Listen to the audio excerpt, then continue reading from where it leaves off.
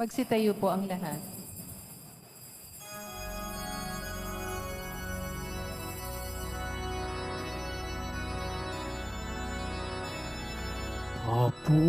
Papuri sa kaitaasan, siya'y papurihan, Diyos ng lahat. O papuri sa kaitaasan, siya'y papurihan, ngayon at magpakailanman. Umawit ang daigdigan, lahat ng naroroon. Umawit ang sangkatauhan, purihin ang Panginoon.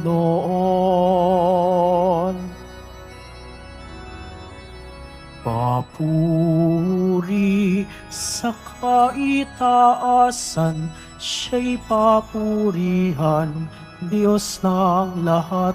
O papuri sa kaitaasan, siya'y papurihan, ngayon at magpakailanman. Sa ngalan ng Ama at ng Anak at ng Espiritu Santo, Amen. ang pagpapala ng ating Panginoong Hesukristo, ang pag-ibig ng Diyos Ama at ang pakikipagkaisa ng Espiritu Santo naway sumainyong lahat. At sumaiyo rin. Mga kapatid kay Kristo at mga kadiboto, muli tayo ay tinipon ng ating Nuestro Padre, Jesus Nazareno, bilang kaanib ng angka ng Diyos. Tinipon niya tayong lahat sapagkat mahal niya tayo. Kaya tumulog po tayo sa ating maawaing Panginoon na nagpapatawad ng lubos. Inaamin ko sa makapangyarihang Diyos At sa inyo, mga kapatid, na lubha ako nagkasala sa isip, sa salita at sa gawa at sa aking pagkukulang. Kaya isinasamo ko sa Mahal na Birheng Maria, sa lahat ng mga anghel at mga banal, at sa inyo mga kapatid, na ako'y panalangin sa Panginoong ating Diyos. Kaawaan tayo ng makapangyarihang Diyos. Patawarin tayo sa ating mga kasalanan at patnubayan tayo sa buhay na walang hanggan. Amen. Panginoon, kaawaan mo kami. Panginoon, kaawaan mo kami. Kristo, kaawaan mo kami. Kristo, kaawaan mo kami. Panginoon, kaawaan mo kami. Panginoon, kaawaan mo kami. Gloria in excelsis Deo.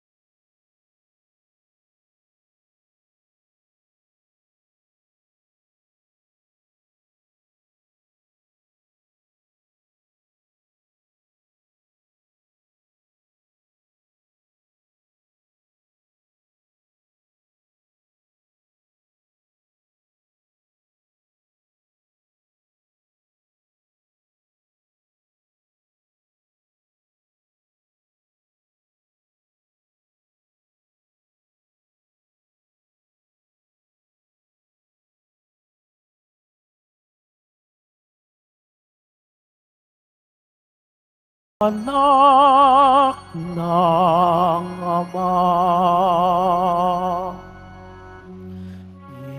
ikaw na nag-aalis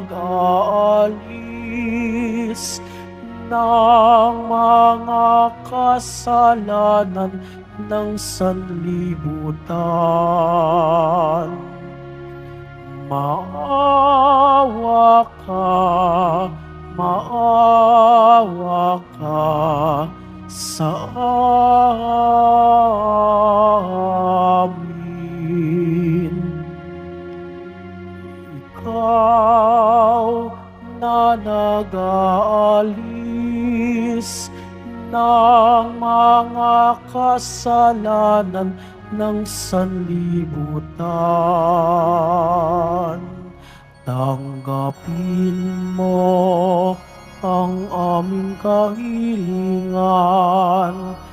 Tanggapin mo ang aming kahilingan. Ikaw na naluluklok sa kanan ng Ama, maawa ka sa amin, sapagkat ikaw lamang ang banal at ang kataas-taasan. Ikaw lamang, O Hesukristo, ang Panginoon, kasama ng Espiritu Santo sa kadakilaan ng Diyos Ama. Amen. Ng Diyos Ama. Amen. Papuri sa Diyos. Papuri sa Diyos. Papuri sa Diyos sa kaitaasan.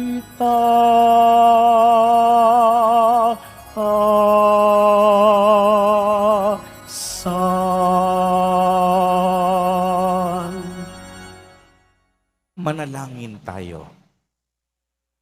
Ama naming makapangyarihan, kalugdan mo kami at pagbigyan ng magkamit ng kaloob mong karagdagan upang sa maalab naming pananalig, pag-asa at pag-ibig, kami mamalaging tumatalima sa iyong kautusan sa pamamagitan ni Jesucristo, kasama ng Espiritu Santo, magpa sa walang hanggan. Amen. Magsiupo muna po ang lahat.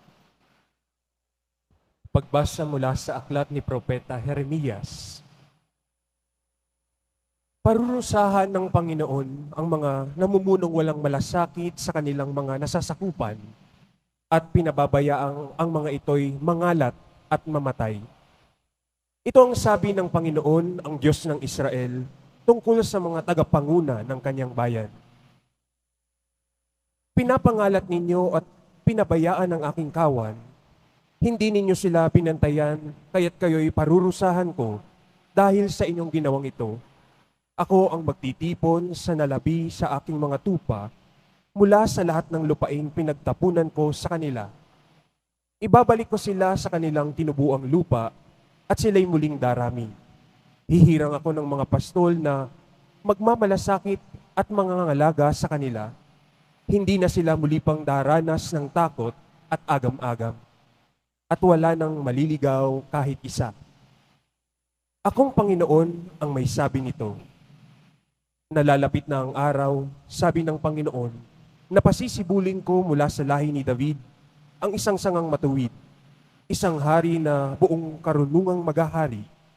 Paiiralin niya sa buong lupain ang batas at katarungan, maging matiwasay ang Huda sa panahon ng kanyang pamamahala, at ang Israel ay mapayapang mamumuhay. Ito ang pangalang itatawag sa kanya, ang Panginoon ay matuwid. Ang salita ng Diyos. Salamat sa Diyos. Pastol ko'y Panginoong Diyos, hindi ako magdaraho. Pastol ko'y Panginoong Diyos, hindi ako magdarahop. Panginooy aking pastol, hindi ako magkukulang. Ako'y pinahihimlay sa mainam na pastulan at inaakay niya ako sa tahimik na batisan. Binibigyan niya ako niyong bagong kalakasan. Pastol ko'y Panginoong Diyos, hindi ako magdarahop. At sang-ayon sa pangako na kanyang binitiwan, sa matuwid na landasi doon ako inaakay, kahit na ang daang iyo'y tumatahak sa karimlan. Hindi ako matatakot pagkat ika'y kaagapay, ang tungkol mo at pamalo, ang gabay ko at sanggalang. Pastol ko'y Panginoong Diyos, hindi ako magdarahop. Sa harapan ng lingkod mo, ikaw ay may handang dulang. Ito'y iyong ginagawang nakikita ng kaaway. Nalulugod ka sa akin, na ulo ko ay langisan, at pati na ang kalis ko ay iyong pinapaapaw. Pastol ko'y Panginoong Diyos, hindi ako magdarahop. Tunay na ang pag-ibig mo at iyong kabutihan, sasaakit tataglayin habang ako'y nabubuhay. Doon sa templo mo, lalagi at mananahan. Pastol ko'y Panginoong Diyos, hindi ako magdarahop.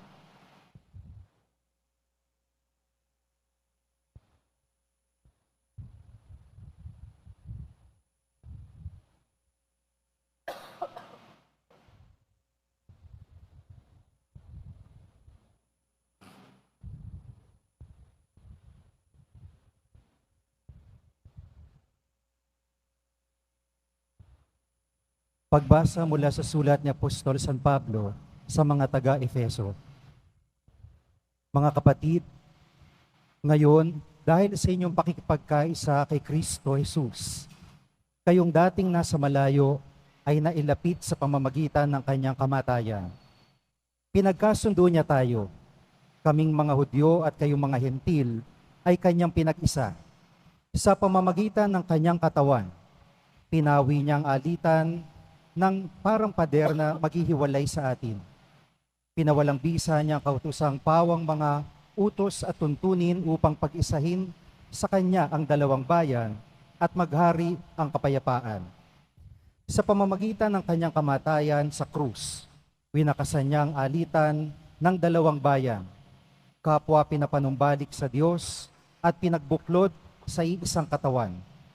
Naparito si Kristo at ipinangaral sa lahat ang mabuting balita ng kapayapaan sa inyong mga hentil na malayo. Hallelujah, hallelujah,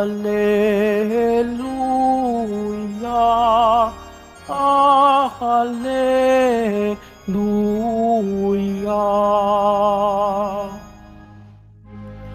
Ang tinig ko'y pakikinggan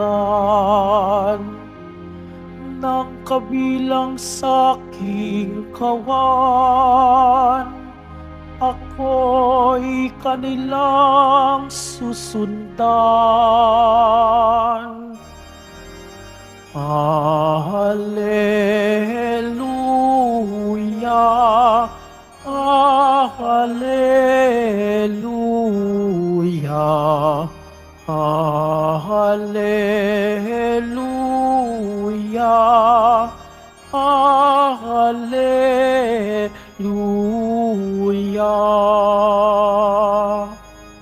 Sumainyo ang Panginoon. At sumaiyo rin. Ang mabuting balita ng Panginoon ayon kay San Marcos. Papuri sa iyo, Panginoon. Noong panahong iyon, bumalik kay Jesus ang mga apostol at iniulat ang lahat ng kanilang naisagawa at naituro. Napakaraming taong dumarating at umaalis. Ano pat, hindi na makuhang kumain ni Jesus at ng kaniyang mga alagad. Kaya't sinabi niya sa mga ito, magtungo kayo sa isang ilang na pook upang malayo kayo sa karamihan at makapagpahinga kayo ng kaunti. Umalis silang lula ng bangka at nagpunta nga sa isang ilang na dako. Ngunit napakaraming nakakita sa kanilang pag-alis at nakilala sila. Kaya't mula sa lahat ng bayan, ang mga tao'y patakbong tumuko sa dakong pupuntahan ni na Jesus at nauna pang dumating doon kaysa kanila. Paglunsad ni Jesus, nakita niya ang napakaraming tao. Nahabag siya sa kanila sapagkat para silang mga tupang walang pastol at sila'y tinuruan niya ng maraming bagay. Ang mabuting balita ng Panginoon. Pinupuri ka namin, Panginoong Jesucristo. Pagsipo muna po ang lahat. Magandang umaga po sa inyong lahat, mga kapatid kay Kristo. Sa lahat po ng ating mga taga-subaybay sa iba't ibang online platforms at sa lahat ng ating mga kadiboto sa iba't ibang panig ng Pilipinas at maging sa buong mundo kung saan tayo ay naaabot ngayon ng ating live streaming. Mapayapang umaga din po sa inyong lahat. Purihin at dakilain natin ang ating Panginoon, ang mahal na poong Jesus Nazareno. Mga kapatid kay Kristo at mga kadiboto, malugod po namin kayong tinatanggap sa Basilica Minor at Pambansang Dambana ni Jesus Nazareno. Narinig po natin ngayon sa ating ebanghelyo ang pagbabalik ng mga alagad mula sa kanilang misyon. Kung inyo pong mapapansin, nung mga nagdaang linggo at mga nagdaang araw, ang ebanghelyo ay tungkol sa pagsusugo ni Jesus Nazareno sa kaniyang mga alagad.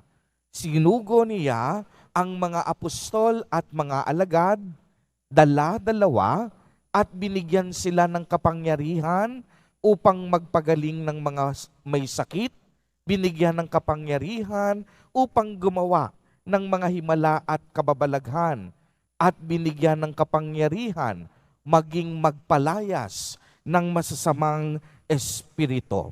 At ang pagsusugong ito ni Jesus Nazareno ay ang tinatawag nating misyon. Sa kasalukuyan, ginagamit natin ang salitang misyon upang tumukoy sa mga gawain ng pagsusugo. Kaya nga pag sinabing misyon, ibig sabihin sa pinakasimpleng salita, isinugo. Tayo pong lahat sa pamamagitan ng ating binyag, isinugo ng ating Panginoon upang ipagpatuloy ang kaniyang sinimulan na, ang kaniyang gawaing pangkaligtasan. Isinugo tayong lahat upang ipagpatuloy ang panawagan ng pagbabalik loob. Isinugo tayong lahat upang ipagpatuloy ang pagpapalaganap ng mabuting balita sa loob mismo ng ating tahanan, sa loob ng ating komunidad, sa loob ng ating bansa, at maging sa iba't ibang dako ng mundo. Nakatatak na sa ating mga puso ang gawain ng pagmimisyon. Ngayon naman, narinig natin na pagkatapos magampanan ng mga apostol at mga alagad ni Jesus Nazareno ang kanilang mga tungkuling misyon, sila ay bumalik kay Jesus. At kung mapapansin ninyo, ano ang sinabi ni Jesus? Magpahinga muna kayo, magtungo kayo sa ilang napuok, at doon kayo manatili. At ganito nga ang ginawa ng mga apostol, lulan ng bangka. Ngunit maliwanag nating narinig, napakaraming tao sa mga panahong iyon. Kaya ang mga tao narinig ang mga ginawa ng mga alagad at apostol. Kaya naman, nauna pa sila sa ilang napuok upang sa gayon, humingi rin ng tulong upang sila'y mapagaling. At anong sinabi ni Jesus Nazareno? Nahabag siya sa mga taong ito sapagkat para silang mga tupa na walang pastol. Kaya nga ang hamon sa atin, sa ating ebanghelyo sa araw na ito, dalawang mahahalagang punto. Una, katapatan. Maging tapat tayo sa misyong ipinagkatiwala sa atin ni Jesus Nazareno. Buong puso tayong tumupad sa ating mga tungkulin bilang mga Kristiyano at bilang mga Katoliko. Buong puso tayong maging instrumento ni Jesus Nazareno para sa pagbabago ng tao, para sa ating pagpapakabuti, at para sa panawagan ng pagbabalik loob. Bigyan po natin ng sapat na panahon at atensyon ang mga gawaing ito na magdadala sa atin sa kaligtasan.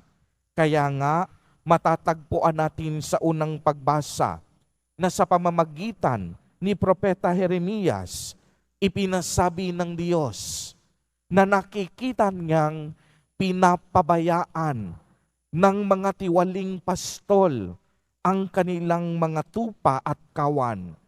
Hindi sila nagbabantay ng maayos. Hindi sila naging tapat sa kanilang mga misyon. Kaya ano ang ipinasabi ng Diyos? Muli siyang maghihirang at magsusugo ng isang tunay na pastol na tunay na magmamalasakit at mangangalaga sa kanilang kawan. Isang sugo na magiging tapat sa kanyang pangakong paglilingkod.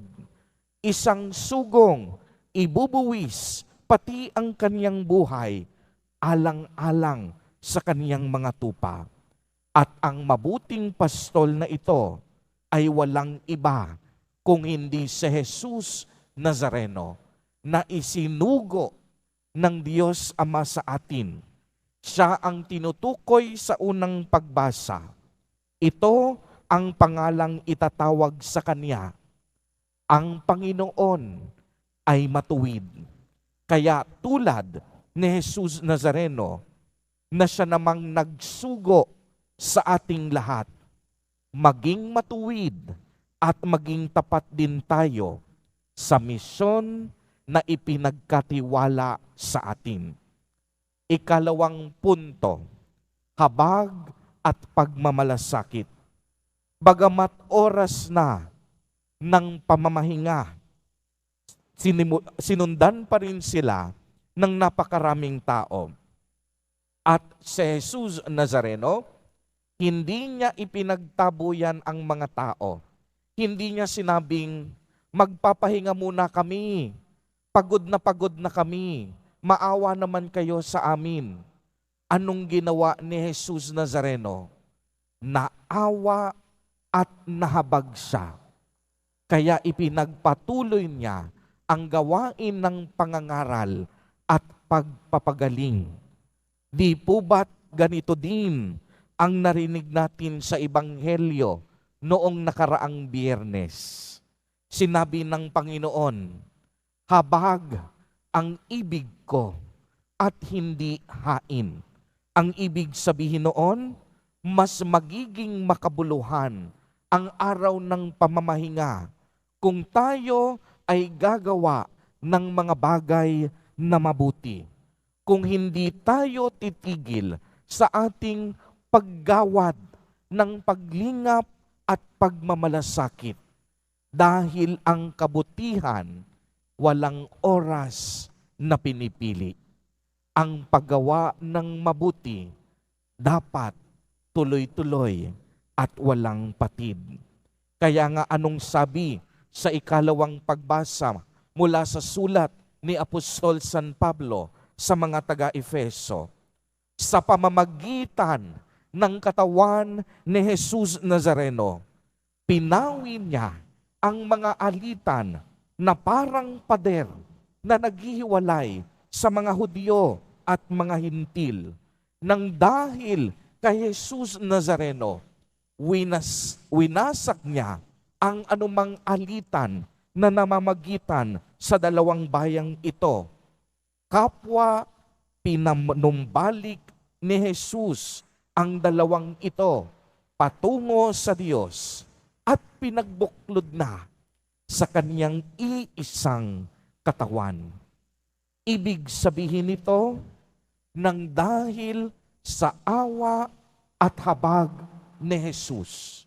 Tayong lahat, maging Hintil man, maging Hudyo, maging Kristiyano, maging hindi man naniniwala sa Diyos, may kakayahan at magkakaroon ng karapatan na lumapit at magbalik loob sa ating Panginoon. Hindi dahil mabuti tayo, hindi dahil magaling tayo, kung hindi dahil ang Diyos matuwid, dahil ang Diyos punong-puno ng awa at punong-puno ng habag. Mga kapatid kay Kristo at mga kadiboto, patuloy po ang paalala sa atin ni Jesus Nazareno na kagaya niya, maging tapat tayo sa ating tungkulin sa Diyos at sa kapwa.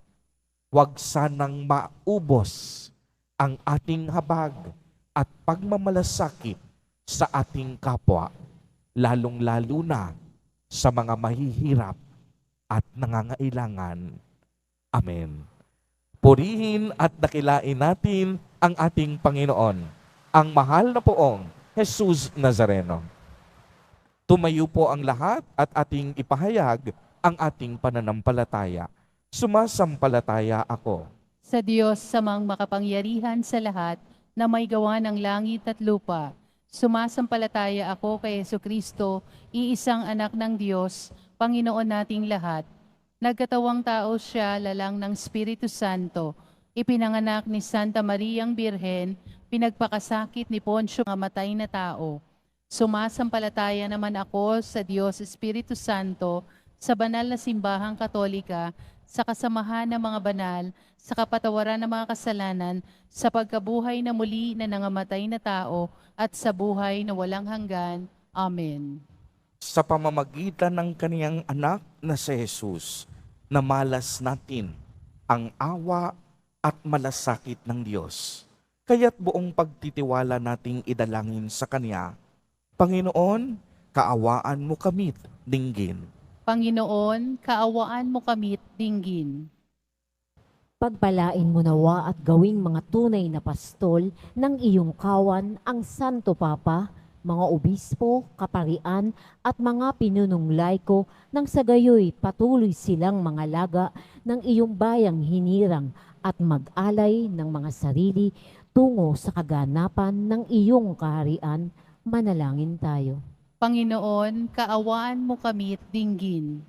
Tulungan mo, Diyos Ama, ang mga namumuno sa aming pamahalaan na sundan ng halimbawa ni Jesus na mabuting pastol, maawain, mapagkumbaba at tapat sa sinumpaang tungkulin, pangalagaan ang karapatan at dignidad ng kanilang mga pinaglilingkuran. Manalangin tayo. Panginoon, kaawaan mo kami't dinggin. Upang mamayani ang kapayapaan sa Ukraine, sa Holy Land at sa buong mundo at ipag-adya nawa ang sangkatauhan sa karahasan, kasakiman at pang-abuso ng kapangyarihan na nagdudulot ng kamatayan sa marami. Manalangin tayo. Panginoon, kaawaan mo kami't dinggin. Upang ang lahat ng mga nagdurusa dahil sa kalupitan ay daglian ng makaranas ng kapayapaan at mamuhay ng may kapanatagan at kalayaan. Manalangin tayo. Panginoon, kaawaan mo kami't dinggin. Ipamalas mo, Diyos Ama, ang liwanag ng buhay na walang hanggan sa mga kapatid naming nahimlay nang sa gayoy manatiling buhay ang kanilang pag-asang sila'y muling mabubuhay. Manalangin tayo. Panginoon, kaawaan mo kami't dinggin. Isama po natin sa ating mga panalangin sa mga sandaling ito ang mga kapatid at kadiboto natin na nagdiriwang ng kanilang kaarawan sa araw na ito. Ang mga mag-asawang nagdiriwang ng anibersaryo ng kanilang mga kasal. Ang mga kapamilya at kamag-anak nating may sakit at may malubhang karamdaman. Gayon din ang mga pamilyang nagugutom at walang makain. Naway patnubayan, ingatan at basbasan silang lagi ni Jesus Nazareno. Manalangin tayo. Panginoon, kaawaan mo kami't dinggin. Ama, dinggin mo ang aming panalangin, ang panalangin ng iyong bayan. Punuin mo kami ng iyong kagandahang loob at awa. Hinihiling namin ito sa ngalan ni Kristo na aming Panginoon. Amen. Magsiupo muna po ang lahat.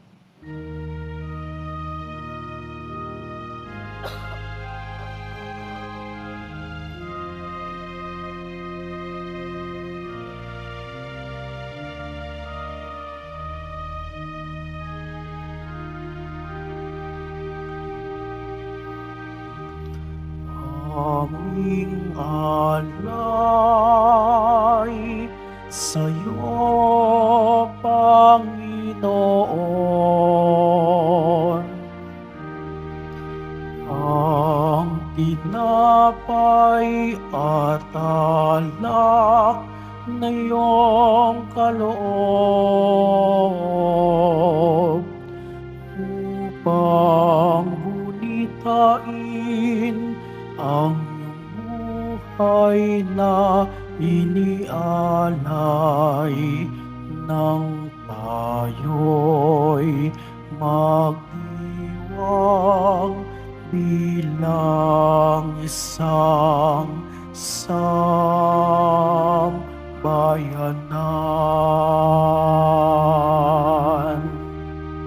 Magsitayo po ang lahat. Manalangin kayo mga kapatid upang ang paghahain natin ay kalugdan ng Diyos amang makapangyarihan. Tanggapin nawa ng Panginoon itong paghahain sa iyong mga kamay, sa kapurihan niya at karangalan, sa ating kapakinabangan at sa buong sambayanan niyang banal. Ama naming lumikha, lahat ng iyong mga paghahaing ipinag-utos noong araw ay iyong pinagtibay sa isang haing hantungan ng tanan. Tanggapin ang ginaganap ngayon ng inyong mga lingkod at basbasan mo ito ng kabanalang gaya ng iyong kaloob sa mga alay ni Abel na lubha mong ikinalugod upang ang mga handog ng bawat isang nagbigay para sambahin ang banal mong ngalan ay magkamit ng karagdagan mong kasiyahan sa pamamagitan ni Jesucristo kasama ng Espiritu Santo magpa sa walang hanggan. Amen. Sumainyo ang Panginoon. At sumaiyo rin. Itaas sa Diyos ang inyong puso at diwa. Itinaas na namin sa Panginoon. Pasalamatan natin ang Panginoong ating Diyos. Marapat na siya ay pasalamatan. Ama naming makapangyarihan, tunay ngang marapat na ikaw ay aming pasalamatan.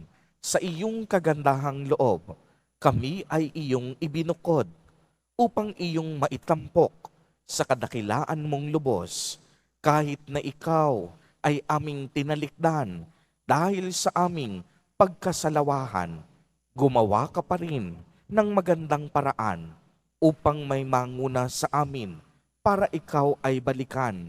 Kaya't ang iyong minamahal na anak ay naging isa sa mga taong hamak upang may kapwa kaming makapagligtas sa aming pagkapahamak at pagkaligaw ng landas.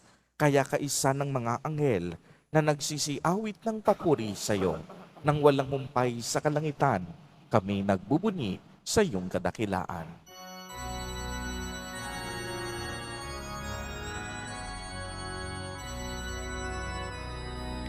Santo, Santo, Santo, Panginoong Diyos ng mga hukbo, napupuno ang langit at lupa ng kadakilaan mo. Hosana sa kaitaasan, pinagpalang naparirito sa ngalan ng Panginoon. Hosana sa kaitaasan. Magsiluhod po ang lahat. Ama naming banal, ikaw ang bukal ng tanang kabanalan, kaya't sa pamamagitan ng iyong Espiritu ay gawin mo pong banal ang mga kaloob na ito upang para sa amin ay maging katawan at dugo ng aming Panginoong Hesukristo. Bago niya pinagtiis ang kusang loob na maging handog, hinawakan niya ang tinapay, pinasalamatan kaniya, pinagati-hati niya iyon, iniabot sa kaniyang mga alagad at sinabi, "Tanggapin ninyong lahat ito at kanin. Ito ang aking katawan na ihahandog para sa inyo."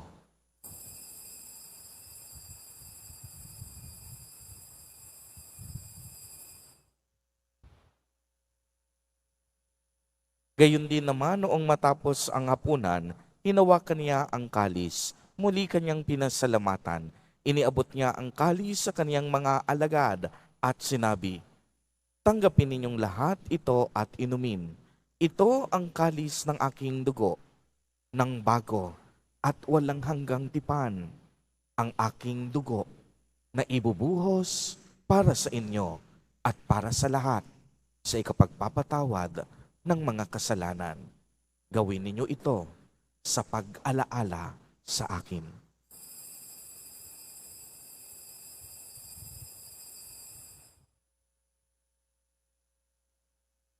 Magsitayo po ang lahat. Ang misteryo ng pananampalataya. Si Kristo'y namatay, si Kristo'y nabuhay, si Kristo'y babalik sa wakas ng panahon. Ama, ginagawa po namin ngayon ang pag-alaala sa pagkamatay at muling pagkabuhay ng iyong anak. Kaya't iniaalay namin sa iyo ang tinapay na nagbibigay buhay at ang kalis na nagkakaloob ng kaligtasan. Kami po'y nagpapasalamat dahil kami iyong minarapat na tumayo sa harap mo para maglingkod sa iyo. Isinasamo namin na kaming magsasalo-salo sa katawan at dugo ni Kristo ay mabuklod sa pagkakaisa sa pamamagitan ng Espiritu Santo. Ama, lingapin mo po ang iyong simbahang laganap sa buong daigdig. Puspusin mo kami sa pag-ibig, kaisa ni Francisco na aming Santo Papa, at ni Jose na aming Obispo at ng Tanang Kaparian. Alalahanin mo rin ang mga kapatid naming nahimlay nang may pag-asang sila'y muling mabubuhay. Gayon din ang lahat ng mga pumanaw. Kaawaan mo sila at patuloyin sa iyong kaliwanagan. Kaawaan mo at pagindapatin kaming lahat na makasalo sa iyong buhay na walang hanggan.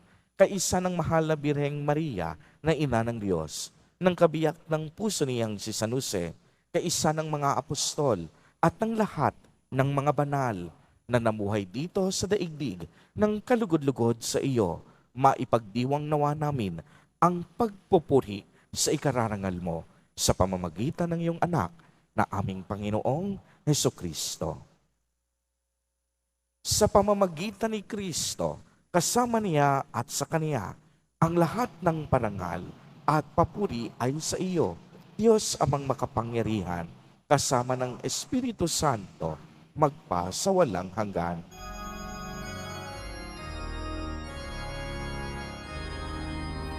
Amen. Amen. Amen.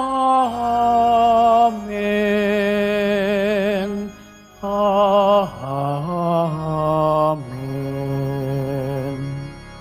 Sa tagubilin ng mga nakagagaling na utos at turo ni Jesus na Panginoon natin na Diyos, ipahayag natin ng lakas loob. Ama namin, sumasalangit ka. Sambahin ang ngalan mo, mapasa amin ang kaharian mo, sundin ang loob mo dito sa lupa para nang sa langit. Bigyan mo kami ngayon ng aming kakanin sa araw-araw at patawarin mo kami sa aming mga sala para nang pagpapatawad namin sa nagkakasala sa amin. At huwag mo kaming ipahintulot sa tukso at iadya mo kami sa lahat ng masama. Hinihiling namin na kami iadya sa lahat ng masama, pagkalooban ng kapayapaan araw-araw, iligtas sa kasalanan at ilayo sa lahat ng kapahamakan, samantalang aming pinananabikan ang dakilang araw ng pagpapahayag ng tagapagligtas namin si Hesukristo. Sapagkat iyo ang kaharian at ang kapangyarihan at ang kapurihan magpakailanman. Amen. Panginoong Hesukristo, sinabi mo sa iyong mga apostol, kapayapaan ang iniiwan ko sa inyo, Ang aking kapayapaan ang ibinibigay ko sa inyo. Tungayan mo ang aming pananampalataya at huwag ang aming pagkakasala. Pagkalooban mo po kami ng kapayapaan at pagkakaisa ayon sa iyong kalooban, kasama ng Espiritu Santo, magpa sa walang hanggan. Amen. Ang kapayapaan ng Panginoon ay laging sumainyo. At sumaiyo rin. Magbigayan po tayo ng kapayapaan sa isa't isa.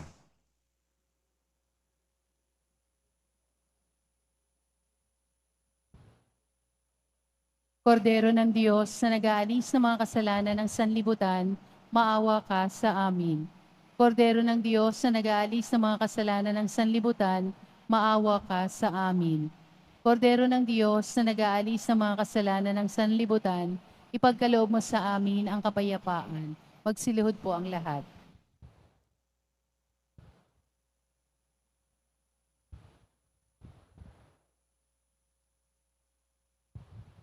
Ito ang kordero ng Diyos.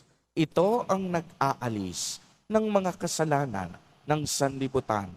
Mapalad ang inaanyayahan sa kaniyang biging. Panginoon, hindi ako karapat-dapat na magpatuloy sa iyo, ngunit sa isang salita mo lamang ay gagaling na ako.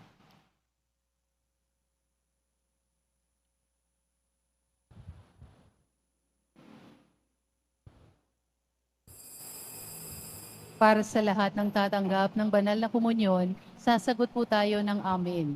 Pagkasabi ng pari o ng lay minister ng katawan ni Kristo, at isubo agad sa bibig bago umalis sa harapan ng pari o lay minister. Sumunod po tayo.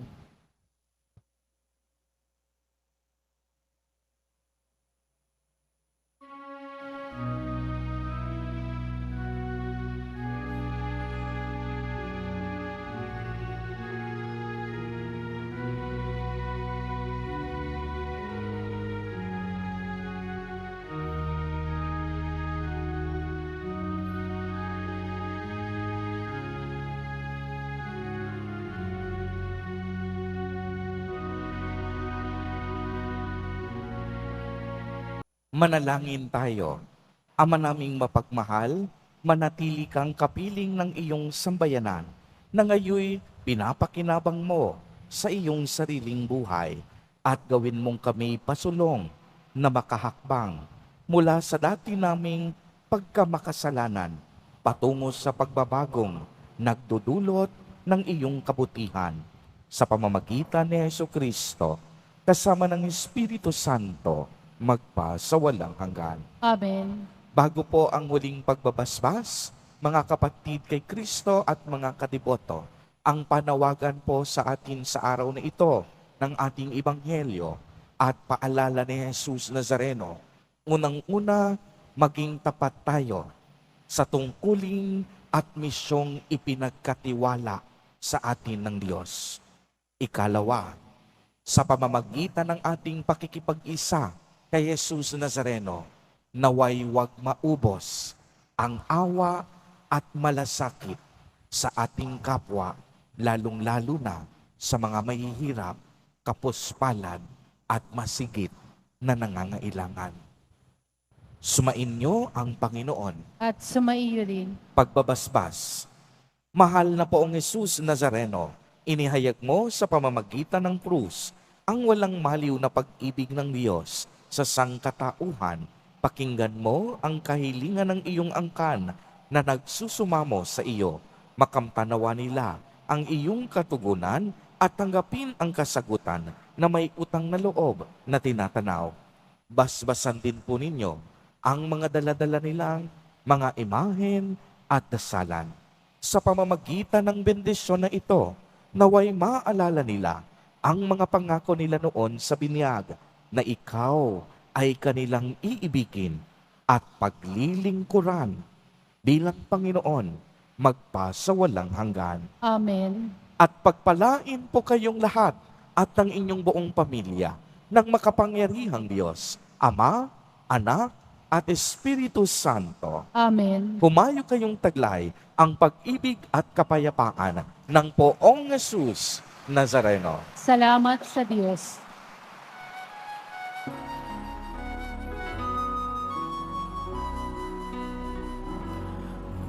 Nuestro Padre Jesus Nazareno, sinasamba ka namin. Pinipintuho ka namin, aral mo ang aming buhay at kaligtasan.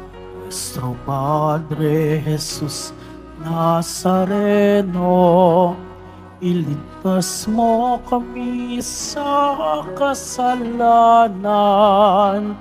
Ang krus mong pinamatayan ay sagisag ng aming kaligtasan. Nuestro Padre Jesus Nazareno, dinarangal ka namin. Nuestro Padre Jesus Nazareno, niluluwalhati ka namin. Nuestro Padre Jesus Nazareno, dinarangal ka namin. Nuestro Padre Jesus Nazareno, niluluwalhati ka namin.